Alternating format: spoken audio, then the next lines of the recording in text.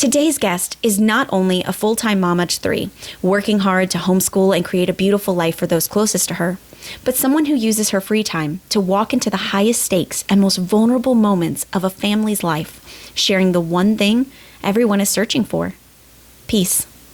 She isn't just a homeschool teacher or a mother, she's also a doula. She is a guardian of the sacred space where life begins. After her own journey into motherhood, she realized a calling into helping others through pregnancy. She is the heart behind the Peace Filled Doula. She has become a beacon of calm and a champion for not only her own family, but other families reclaiming their own power as well. She is a witness to the miraculous each day, a steady hand in the storm, and a woman who believes that every birth, no matter how it happens, can be a beautiful new beginning.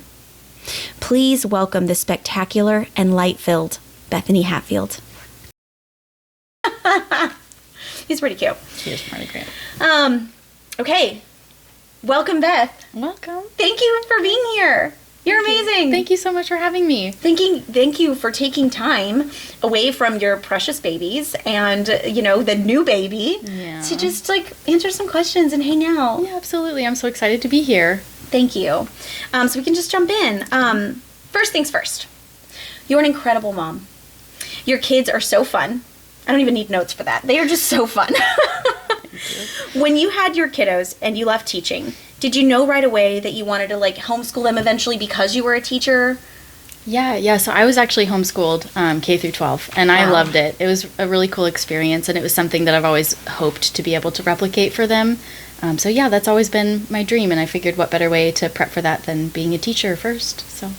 So wait, when you wanted to be a teacher, that was your prep for the long-term game of potentially homeschooling your kids? I mean, kind of. I knew I had to get a big girl job and everything, and yeah. I just thought maybe education would be a good place to start if I'm I'm hoping to educate. Kids. Yeah. So that was kind of the plan, and then working with students with special needs was something that had been on my heart since I was in late junior high myself. So so I just thought, why not start there? Where did that come from, the special needs specifically? Yeah, it was honestly just a one-time encounter with a kiddo that had special needs, and I was at some Boy Scout thing for some neighborhood friend. And, As one does. And his little brother was there, and he just walked up to me and started talking to me, and then he just asked if he could sit in my lap, and he was just the sweetest kid I had ever met in my life. And he sat with me for the whole thing. I'd never met him before. And afterwards, I just talked with his mom, and I was like, he's the cutest kid I've ever met. This is awesome. And she was telling me a little bit about his disability and his story.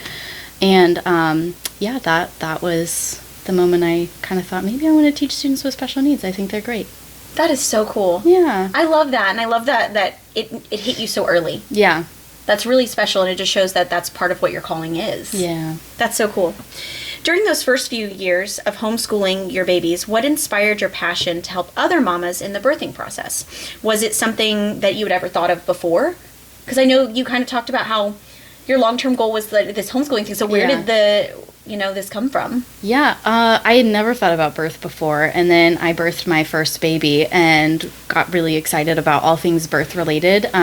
During the process of getting ready, or did you go through birth and then was no, that was awesome? Neither, actually. I walked into that first birth and I was like, God made women to give birth, so I'm just going to walk into this hospital and have a natural unmedicated birth, no problem. And I didn't do any work or any educating or anything to prepare for that dream that I had. And I don't even know where the dream came from. I just was like, I don't want medicine. I'll be fine. I'm sitting here and I'm like, whoa. I know. And then it turns out birth is really hard work and it's pretty painful. And if you don't do some mental prep work and some educating on your options and everything, it just might not go according to plan. It might, but it might not. Mine did not. And from there, I was like, I just want to learn for next time so that I can have the dream birth that I'm thinking of. And I just started just taking in anything I could about birth. And from there I was like, ooh, there's doulas. That's really cool. It's literally just a support person for birth. Maybe I would like to do that. So I trained as a doula when I was pregnant with my second. Wow. And talk about on-the-job training. You're getting ready to have another baby. And it was literally the best birth prep that I could have asked for. Just training to support other women giving birth helped me to come up with ways I could support myself and teach my husband to support me. yeah, I just got really passionate about helping other moms walk into their birth feeling educated and empowered to make whatever decision is best for them for their birth. So that's where that passion came from. That's amazing. Yeah. That's so cool. I love how everything just kind of flowed that way for you. You're like, okay, wait, this didn't go as planned. Yeah. But we can fix it. We can reroute. We can. We're going to have more babies, so there will be more opportunities. So I know you kind of touched on what a doula is and what you just said, but can you kind of, for the people who don't know, what specifically is a doula? Like, what do you do? Yeah, what do I do as a doula? That terrible pun was provided today. So I actually love the word doula. It has a Greek origin, and it just means servant. And I like that because as a birth doula, your whole job is just to serve the family. Every family has different birth goals. Every family has different preferences, needs, wants, desires, whatever it is. And you just are there to be their emotional and physical support in helping them like achieve whatever their goals are. So whatever they want, you're there to serve them and support them. Wow. That's amazing. Yeah. So in that, when you're planning that out and talking with people, do you have like a sheet you make them fill out, and like do you just sit down and go, what's the dream? If you could plan it out, like your perfect birth, and they just kind of paint that picture and you go, okay, not realistic, but we can do this.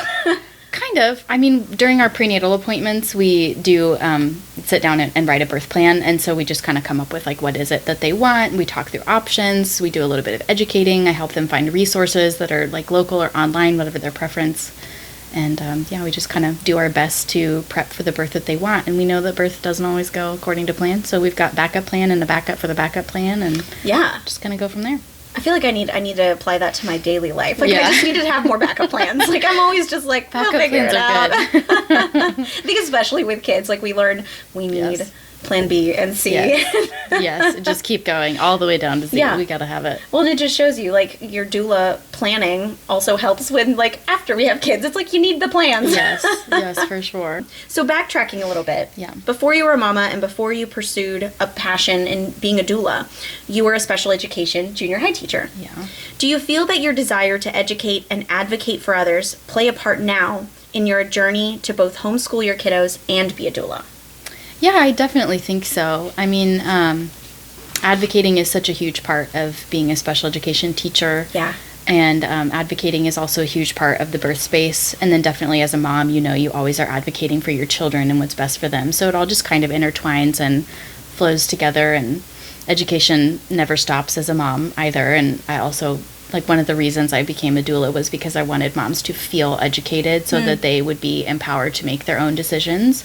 Education, advocacy, it all just kind of works together, and I feel like it's been a great foundation for all these different passions that have kind of developed over the years. Yeah, and I love that you use the words empowering and advocating. I feel like they're really powerful words. I feel like so many people, when they go into birth situations or just life, and I think specifically sometimes as women, like, we're not always heard, or I don't know, I don't want to say we're not always heard, but kind of, yeah. And so I feel like when we are educated and we know our bodies and we know how to communicate what our bodies need or what we need as people, I feel like we're more likely to feel heard or feel like our needs are being met. Yeah, definitely. So I feel like what you're doing is not only so important for the birthing process, but just as, like, a way to teach people in life.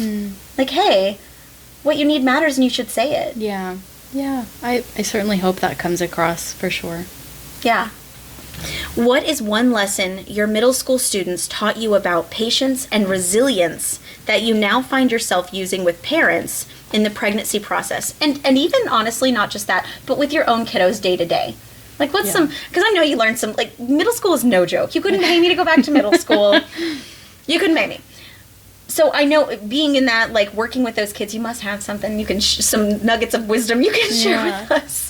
Yeah, I mean, honestly, the thing that stands out the most is that we can overcome anything. Yes. The first classroom that I taught in was for students with emotional behavioral disabilities, and a lot of them just had really rough home lives and a rough time at school. And one of the kiddos in particular, he just, I mean, he just had a hard life, let's just be honest. And the second year, his home life changed a little bit, And he just blossomed into this totally new kid. And he was successful and applying himself, and he believed in himself. Oh. And it just like showed me that we're so resilient and we can overcome anything. And I think of him all the time. Like, if he can overcome what he overcame and like turn the corner as much as he did, like, we can do that for sure. And when people show that they believe in you and they're confident in you, it can oftentimes help you to be more confident in yourself. Yes. And that was a huge thing as a teacher, and a huge thing as a parent. Like, when you believe in your kids, they're more willing to believe in themselves. Yeah. And that definitely translates to the birth space. Like, when a mom is just in the throes of labor and you are there to support her and tell her that she can do this, it a lot of the time just inspires that little bit of oomph that she needs to keep going, you know? So yeah. That's so cool. And if we can see that in kids, mm-hmm. and kids can do it, we definitely know that as, you know, adults who have learned more, have lived more, like, we can do that too. Yeah. But sometimes we still need, like you said, that nugget of, yeah, hey, like, you're going to be okay. Yeah. I don't think we ever get over that. No. We always need someone in our corner, somebody that's like, yes, you're doing a great job, you can do this, you know? Oh my gosh, I just received that. Yeah. I just stopped and I was like, thank you. Yes, I actually needed to hear that. Thank you very much. Well, so you are doing a great job. No, because I am like that. Like, I love it. I love a little accolade. I love a little sprinkle of, like, yeah, girl. Yeah, we all need that for sure. So what you do is, like, important on a lot of levels. Again. Thank you. And I really do. I can't stress this enough how cool I think it is that your journey brought you here, and the experiences you had in a completely different field, with a completely different age group of people, is so important and valuable to what you're doing now with both your kiddos at home and when you get to go help people in labor and through the labor process. Yeah. So, yeah. Super foundational. Yes. Super foundational. How does your background in explaining complicated systems, specifically, give you an edge as a doula?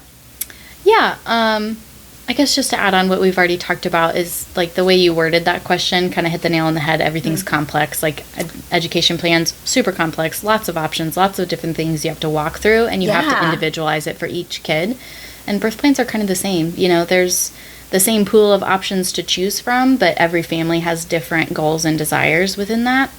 So you educate on the options, you walk through all the different like routes or ways that things could go, and you put together a plan. And having a doula that can educate you on what those options mean and what they are and what that looks like during pregnancy and in the birth space and postpartum, like it can be really helpful just to have that broken down for you, and so you can, again, just make the most informed decisions possible. Yeah. Do you find that, and I'm not trying to be trite when I say this, but, like, is it kind of like being, like, the wedding planner? Like, you have to go and do you have to talk to, like, their doctors? Do you have to talk to hospitals? Or do you have to go and, like, kind of communicate for people a lot? Or do you just empower them to make those conversations? Definitely the latter. Got it. As a doula, we just, our whole goal is to empower the family to advocate and educate and... Got it. Yeah. Mm-hmm. And be there, like, I'm your support system, so you can go do the hard thing. Yeah, for sure. Oh, yeah. That, I mean, yes, they're about to do the really hard thing. Yeah. Like, if you can't do that, we gotta talk. Yeah. Launching the Peace Filled Doula was an audacious move. What gave you the most peace and excitement when you finally decided to make that leap into part-time birthing work? Yeah, I definitely have to shout out my husband on this one. He was so supportive about this newfound passion and love for birth. And he's also really tech savvy. He's a software engineer, and he built my website from scratch, and he was amazing. And every time I was like, well, I don't think I like that color, that font, or whatever. Advocating for what you need. He just, like, kept, like, no problem, we'll rework it, whatever. And he had ideas that he brought to the table too. He's such a creative genius. I just am so thankful for his support. I don't think I would have been able to launch it without him, and I'm super thankful. So he definitely, his support and his ability to, like, physically support me in making the website and everything, that gave me so much peace. And the excitement part, I was just excited about birth, so that was all I needed for that. I love it. So, because this was, like you said, you were pregnant with your second while you were doing this, so you had all this other stuff to worry about on top of it. You're like, let's build a website, let's do it. Yeah. And you were just excited through the whole thing because you're like, this is what I'm feeling really passionate about. Yeah. That's so cool. I love that. I love that you had your own team of You Can Do It as you were trying to, Side question. While you were pregnant with your second and going through doula education? Yeah, doula training. Doula training. Yeah. Did you have a doula that you were working with at the time? Yeah, I actually did not with my second. I basically took all the training that I did and I trained my husband to do it, and Amazing. He was phenomenal. He was so great. He did a wonderful job. I feel like he kind of has to be. Yeah. Like when your wife does what you do, like he's got to be like step up. Yeah. He crushed it. He was amazing. I have no doubt. Jake is amazing. He's a great man. I love that for you. Yeah. You describe yourself as someone where motherhood, education, and supporting families have always been intertwined. Do you feel like you ever truly stopped being a teacher, or do you just feel like you've changed the classroom to a delivery room when it comes to doula work? Yeah, I think it just kind of has like translated pretty easily with doula work, and also like with my work at home with my kiddos and starting to venture into homeschooling. So yeah, it's just kind of always been there. It's always something that's on my heart. Yeah. Well, and I love that you have like your whole setup, you know, like when I walk in, I'm painting a picture for you guys. When I walk into your house and you have, you know, this whole little curriculum up there for your kids, and I love your heart for what you do. And it seems like no matter what you're doing, you truly put everything you have into it. Yeah, I definitely try. Thank you. You succeed. I see it. Thank you. I see it, and I think other people see it, which is why they want you to be a part of their birth plans, and your kids as they grow up. They might not see it now because, you know, they're little, but like they'll see that. And I just think that that's really amazing. Thank you. Yes. Oh my gosh, girl, queen. Be honest. Who is harder to keep calm? A room full of middle schoolers on a Friday afternoon, or a first-time mom in active labor? I have to give this one to the kids because, boy, I love the junior high age. I really do. They're a blast, but they can sure test and push buttons, and they love to do it on a Friday afternoon for sure. Yeah. So I'm going to give that one to the kids. That's fair. And I guess that they have different goals. Like the mom's like, I do want this to be peaceful. Yeah. I do want this to be, you know, great. Yeah. And the kids are like, how rowdy can I make this class before the final bell? Yeah. That's really fair. Yeah. You've also pursued advanced VBAC training. For those listening who may not know, you are a specialist in VBAC. Can you explain what the vaginal birth after cesarean is, and also why helping women reclaim that experience is so central to the mission at the Peace Filled Doula? Yeah, so vaginal birth after cesarean is just women who are wanting to, it's called TOLAC, trial of labor. They're wanting to try to labor and deliver vaginally after they've had a prior C-section or multiple C-sections. Is it dangerous?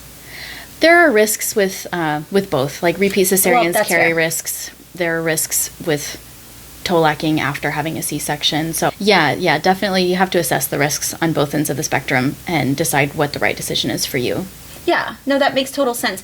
Why did you feel so passionate about like VBAC? Yeah, actually the very first client that signed on with me was pursuing a vaginal birth after 2 cesareans. Wow. Yeah, that's pretty tricky to accomplish, not because her body couldn't do it, but because there aren't a lot of providers that are supportive of that in the area. And I just wanted to be as equipped as possible to support her in her dreams. Oh, wow. So you kind of did that as like a special thing. Yeah. And wow, that's so cool. Yeah, so Man, I above did and that. beyond. I wanted to be the best doula I could be for her, and I felt like she took such a leap of faith in hiring me, knowing that I had no experience yet and that she was going to be my first client. So during her pregnancy, she hired me very early on. So I took that time as we established our relationship to this additional training so that I could be sure to support her as best as I could. Wow. Yeah. I did not it's what I love about this is so many people who've been on the show. Some people I don't know, but some people I do. And I didn't know this about you. And I think that that's so tenacious and so cool and so just once again, just saying like, I know what I can do this. I know I'm capable. Yeah. And I just love that you love what you do so much that you're willing to go above and beyond for people. Yeah. Thank you. That's incredible. It worked out really well because I've found like a secondary passion within doula work of supporting moms who want to have a VBAC, you know, because it's tough to find supportive providers. And even though I'm not a medical provider, I'm someone in their corner. Yeah. So I love being able to help empower women in at least attempting to have a VBAC if that's what they want to do. Wow. Yeah. I'm blown away. Like just the idea of a VBAC alone, Google it. Or don't. But just the idea of that alone is very brave. And I love this person who came to you and was like, you know what? let's do this. Yeah. And I love you, but you're just like, let's do this. Yeah. It was so good. And spoiler, it was a successful VBAC. She did it. I didn't know if I could ask, but like, that's amazing. Okay, Yeah. I was wondering. I was sitting here and going, but then what happened? I know. Everyone's going to want to know. She did it. She was a woman warrior, and she accomplished her goal, and it was incredible and humbling to get to be a part of her birth story. Wow. Yeah. And was it done in a hospital? Mm-hmm. Wow. Yeah. That is really cool. Yeah. Oh, I need more stories. What are we doing that we're not sitting around talking, just sharing like stories more often? I'm so obsessed with birth stories. I love it. I love it for sure. Oh, that's beautiful.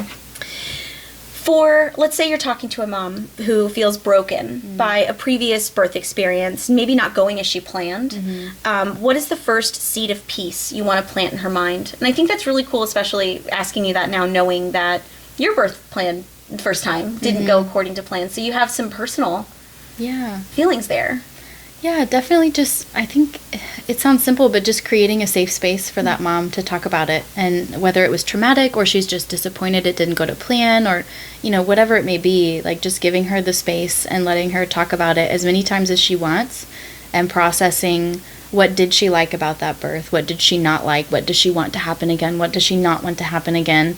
And what can we do to best set her up for success? Because I think when you have that person supporting you and you have a plan in place, even though the plan might not go according to plan, it helps the mom walk into her birth space feeling more confident and feeling more peaceful herself. That makes total sense. Yeah. It's just like you're not just somebody who supports or helps in labor and delivery. You're also like, I'm going to be your therapist. I'm going to be your friend. Because honestly, they do have to work through those things. Yeah, totally. Wow. You do it all. You do it all. And then you come home and you're like, and now I'm going to be super mom and homeschool and just be incredible. It's all about balance for sure. Tell me about that. Let's talk about that. What's balance like? Tell me what it's like to have balance. Oh, I don't even know. I think for me, it's just about like this is my passion project, being a doula. And so I limit the number of clients I take because my primary focus is my family. That's my role in life right now. But my family is awesome and they've created a space for me to be able to do this passion project and support moms. So yeah, just limiting clients, setting boundaries. And right now I'm on maternity leave, so definitely like creating space for that for myself as well. And yeah, because you have a fresh baby. Fresh little baby. How old is he again? He will be 2 months at the end of this week. Oh my gosh, he's the cutest baby. Oh, he's pretty great. He's so good. Yeah. That's really cool. And I love that through it all you're like finding balance. And you're almost like I'm a boutique doula. Like I'm here. I take the things that you can and want to because you have what your priorities are for you right now, and I think that's really cool. Yeah, thank you. Yes. Has the idea of working with laboring moms, specifically in VBAC, ever scared you? Like when you were helping that first client, because that's double right there. You're like, okay, you're my first client. What are were you scared? I mean, I'm not immune to trauma, but I also just have a lot of confidence in the female body, and lots of confidence there. We can do it. So yeah, I mean, I definitely have like a plan in place to process trauma if there is trauma in a birth space, because that will affect me personally, but I can't let it affect my doula work, because I'm there to support my clients no matter what happens. But I know that emergencies can happen. I know that plans don't go according to plan. So yeah, just having safe people that I can process things with as well. Oh, that's so helps good. me to feel confident that I can support my moms no matter what. Oh, I love that. I love it. You're like, it's like being a therapist and having a therapist. You're like, I need to be okay too. Yeah. Because that's true. How do you come in and pour from an empty cup? Yeah, you can't. Yeah. And I think that's applicable to motherhood, and it's applicable to any career you have. Yeah. It's just, it doesn't work otherwise. Yeah. You don't work otherwise. Yeah. So your business is called the Peace Filled Doula. Are you also super peaceful throughout your day when you're working with your own kiddos as well? Are you just like walking through life on like a cloud? Are you like, we're so peaceful? Oh, I so wish that I could say that I'm like that all the time. Definitely goals right there, I think that's how we all start the day as moms. I'm like, hey, put on your shoes. Then we end the day, put on your shoes. Yes. There's definitely a lot of that in my household too, especially since having our third baby. But we try to be peaceful. We try to be peace-filled. We try to exude peace. We try to do it, That's fair. I think it's fair to say, like, that's the goal. Yeah. There's always effort. So there you go. Yeah. Do you feel like you're having to like really push for that peace sometimes, especially when you're trying to, and I know some of it is new because your second daughter, she's still early for like preschool. Yeah. But when you're trying to navigate teaching them different things, do you feel like you have to kind of step back and go, okay, I need a breath? Like, you know, because it can be tough. Yeah, and they're all at an age where they all need something all the time, and it's always completely different from what the other kid needs, and so you're just constantly trying to do a balancing act and, you know, doing your best to make it a peaceful one. And I love that. And I love how you're trying to apply it, again, all aspects of your life. You're like, we're going to be peaceful. Yeah, I'm going to try. That's good. I think that's the goal. Yeah. And I love that. Yeah. Every birth has a genesis. Plug. Or a new beginning. What is the most profound thing you've learned about human strength, having had your own deliveries, and witnessing other beautiful day ones? I think just going back to resilience. Yeah. I mean, moms are just so resilient. Like, literally, they're like, oh, I just birthed a baby, and now I have to take care of myself and take care of it and feed it and, like, do it all. Like, yeah, you kind of do. And then they just do it. We're both in diapers. Yeah. Yes. We're in matching diapers. Can you believe it? But yet it still gets done, you know? So, yeah, I think it's just, like, incredible. And, again, you can apply that everywhere, like in teaching every day that you do it. Like, wow, you just did that. And you're going to get up and do it again tomorrow. Like, you took care of those kids, you know? Yeah. And you do it as a mom, too. So just, like, resilience is just honestly mind-blowing, especially in the birth space. I think it's just incredible. It's so true. And I think even though I've obviously gone through my own births, it's not something I stop and think about often, about, like, how resilient our bodies are and how incredible they are. And I love that you get to stop and smell the proverbial roses, you know, like, and stop and say, like, wow, I'm just reminded. Yeah.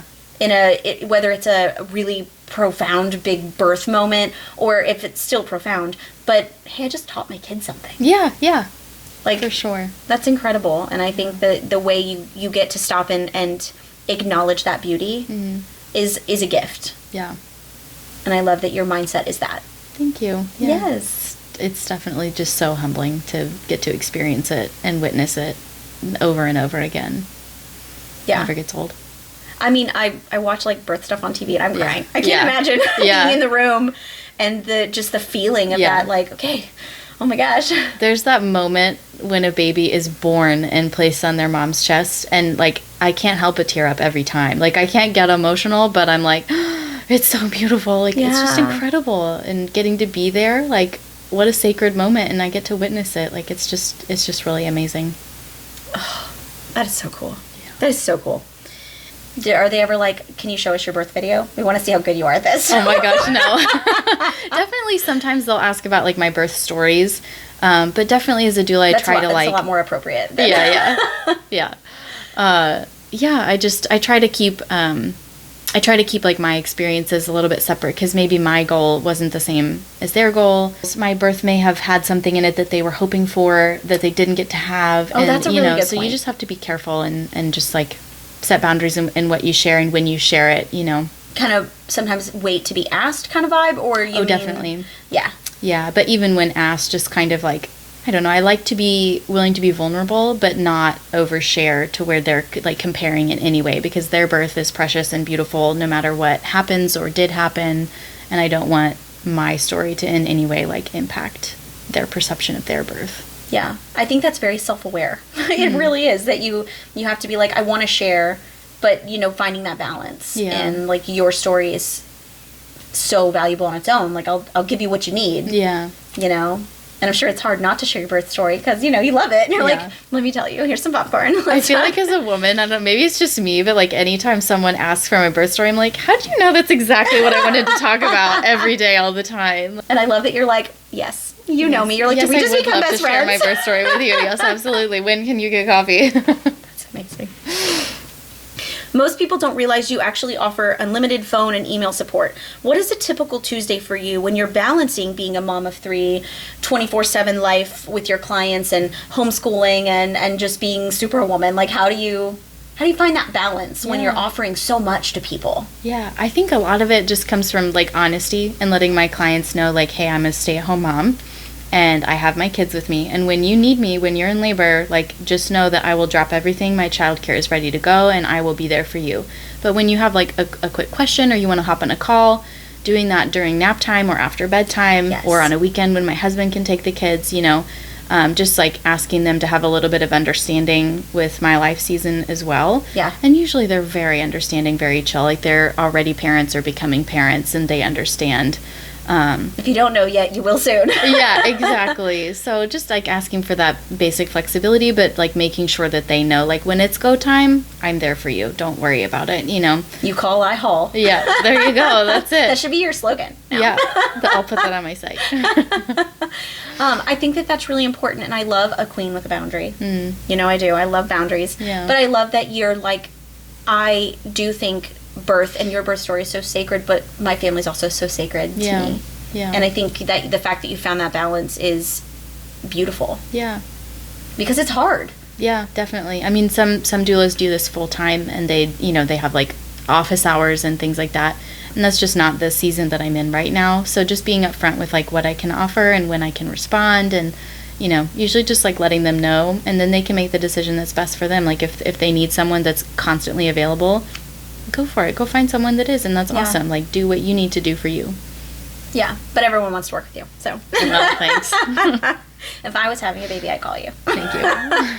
I'm not gonna have a baby though. When that, I think this is it, text comes in, walk us through your transition from home Bethany to like doula Bethany. I should picture you like throwing on your cape and like, you know, grabbing a bag and like just running out the door. Like, what is the first thing you do when you like walk into that labor room, and like how do you get into that mode? Yeah, definitely just like a mental shift. I get my kids to their childcare, and then I can like put my doula hat on and be ready. See, I was thinking it's a cape. It's a hat. Got it. It's a hat. It's a hat. It's a bag. It's a diaper bag that's full of supplies. But yeah, definitely it starts with just like vibe checks. Like, I check in with mom. How are we doing? What do we need? Check in with the partner after that. And, you know, this is like a lot for them too. Like, how are you? What do you need? And then from there we do like a overall vibe check. Like, do we need the lights dimmed? Do we need some music on? Do we need some good smells going? Like, you know, but definitely starting with mom, check in with her first, and then kind of work our way down. Yeah, she is. Absolutely. Wow. Okay, so the vibe check is so important. Yeah. So what do you do though as you're getting there to kind of get ready to check her vibe? Oh, for me, coffee and making sure we have snacks and chapstick. Those are like my things that I absolutely need to have. Yes. That's so good that you know that. Yeah, definitely. I've learned that after my first few. I was like, okay, we need more water, we need more chapstick, we need more coffee, we need more snacks. Like, just kind of keep it all in the bag, ready to go, you know? Because you never know. Sometimes birth is really fast, and sometimes it's really long. So you got to, like, have supplies for yourself as well. That makes total sense. Because, I mean, as you're caring for others, it just goes back to you can't pour from an empty cup. As you're caring for others, you have to be in some level, because you might not be the person in the bed. Right. But you're an important part of what they're doing. Yeah. And you have to be mentally and physically like, not passing out on the floor. Right. That's a hard one to convince partners of, too. I'm like, when was the last time you went to the bathroom? When was the last time you had something to eat? Yeah. And they're always like, I'm fine. And I'm like, okay, but like, I'm here. I can take over for 5 minutes. Just take care of yourself so that you can keep taking care of her, because that's really important, you know? That's so good, and I love that you get to be there as a reminder for everyone. Yeah. Because it's true. We all want that partner who's like, doesn't want to leave us. Yeah. I mean, that's a green flag. Yes, You don't want to leave me. But they do also have to take care. So I think that that's really cool that you get to kind of support everyone in the room, the family. Yeah, for sure. And this baby. Yeah. You stay for about 2 hours after the birth to assist within the initial breastfeeding and transition. What is the most important part of the first 120 minutes of a baby's life? I think whenever possible, skin to skin, because that regulates the baby's temperature. It's so magical and incredible that a mom's body can do that, right? I just got like that, heart flutter when we talked about skin to skin. I love it. It's such an incredible tool to help baby just regulate and settle being in the world. And it also is a very soothing thing for mom, you know, like you just gave birth, but look, here's your little baby on your chest, and it's amazing. So that, and then getting started with breastfeeding, if that's the mom's goal, There's a lot of like data to show that starting within the first hour or two can really affect mom's milk supply going forward. So doing that right off the bat, it's good for mom, it's good for baby. I'm learning. I didn't know that. Yeah, for sure. I'm breastfed. I have no idea. Yeah. So doula's important. We try. So that's okay. That's really cool. So you're still giving that emotional support, but do you kind of find yourself kind of easing back, like as they're bonding and doing the thing, Definitely. And you're just kind of like, I'm here if you need me, or Definitely. Are you someone who also, because I hear you saying like yes, but are you also someone who's like, but I know what to do too, so I'm just going to kind of do it also?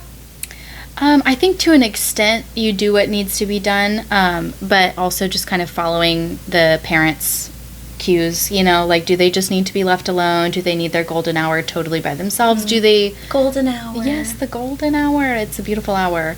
You know, just kind of seeing what they need. Like, have they breastfed a baby before? Do they already know what they're doing and they don't really need me in their space right now? Do they need someone to go grab them dinner?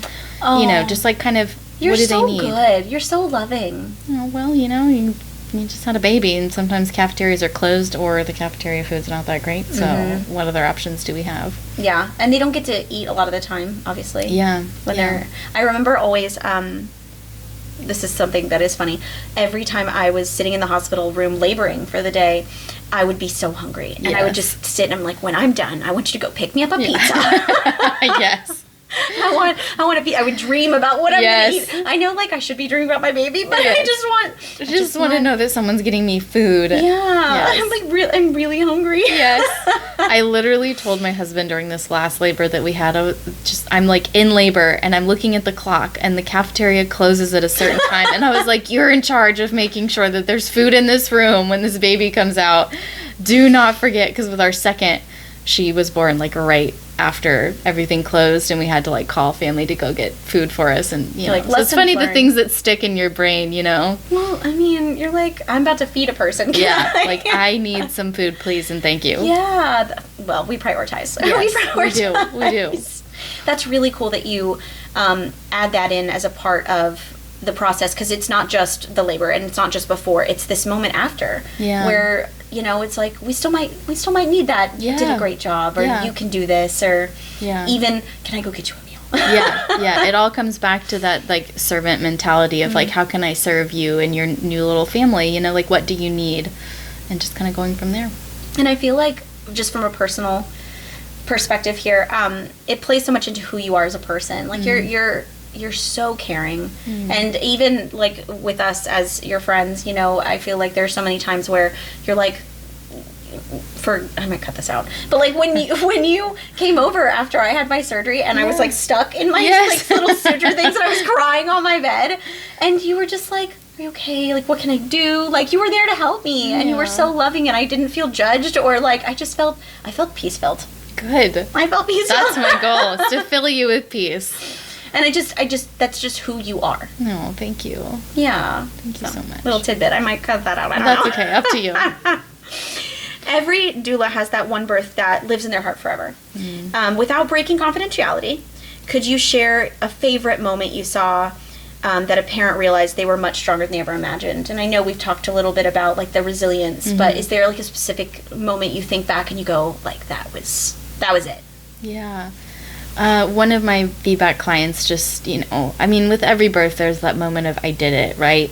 But, oh my gosh, she's just holding her baby, and she's like, I did it, we did it. And it was just so cool to just, like, see her, like, revel in her glory of, like, we accomplished our goal, and I did it. I pushed this baby out, you know? And she did it unmedicated, which was her goal, and, like, she just absolutely crushed it, you know? Amazing. Like, and it was really cool to just, like, just step back and witness it, you know? Yeah. Oh, I got goosebumps when you said, she was like, I did it. Yeah. We did it. Yeah. Oh, because, you know, the baby did it too. Yeah. It's hard work for those little babies to be born. It's hard. It is. Yeah. As a mom of two girls, specifically, I know you also have that sweet baby boy, but as a mom of two girls specifically, what is one thing you hope they learn about the courage of watching you build this life, as they watch you teach them, as they watch you cook for them, love them deeply, and do this extra passion, or any extra passions that you find? Like, what do you hope sticks out to them as they grow up and turn into women? Yeah. I think I just want them to know that their lives can be joy-filled no matter what they do, whether they want to be a stay-at-home mom or pursue a full-time career or a little combo and have a passion project, just wherever they decide to go. I hope that they see that they can choose joy, because happiness is fleeting. It comes and goes, but joy is something you have to choose. And I hope that I'm able to model that for them and help them come into their own joy, as young women. I definitely see that happen. Just as who you are every day. We know you probably carry a Mary Poppins bag at every birth. What is the weirdest, most unexpected item that had saved the day? Yeah, if you're super into birth, you might already know about this, but combs, like hair combs. Hold on, I'm learning something. Wait, yes, okay. So tell me. Yeah, so it's a really cool tool. There's science behind it and everything. It's the gate control theory. So if you're experiencing labor pain, your brain is receiving these pain signals from your uterus, right?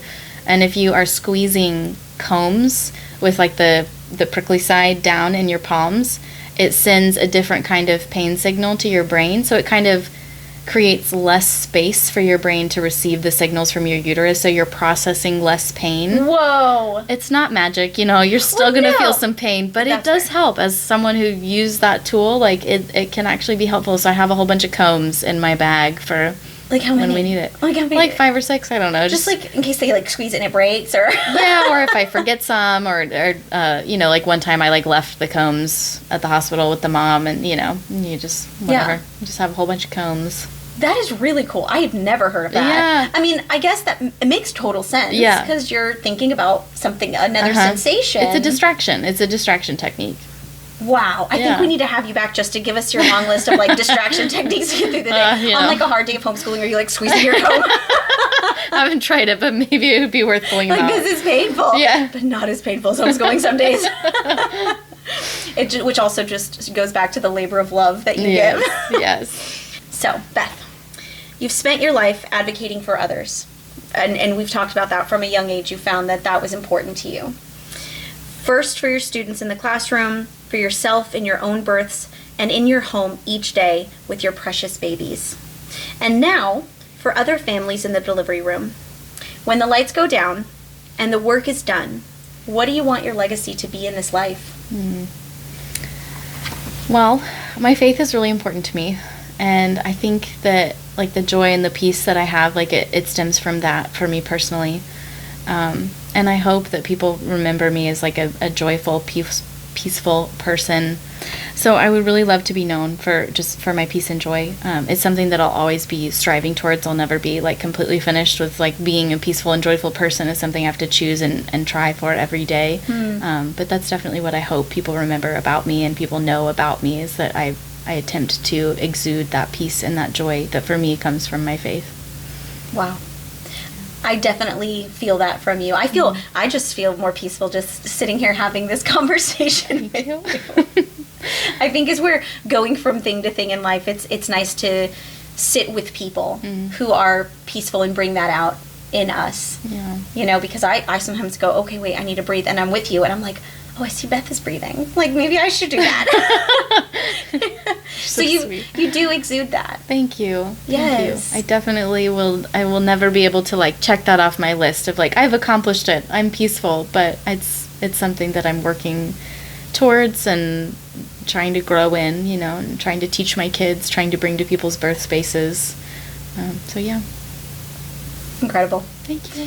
Thank you for being here today. Thank you for having me. It means so much to me that I get to be surrounded by women who are passionate about what they're doing in all aspects of their life, and take the time to come and talk to me and our audience about it, because what you do is so important. Every aspect, from the way you wake up in the morning to the way you make other people feel, the way you raise your children, and the way you make people feel in the before, after, and during of delivery.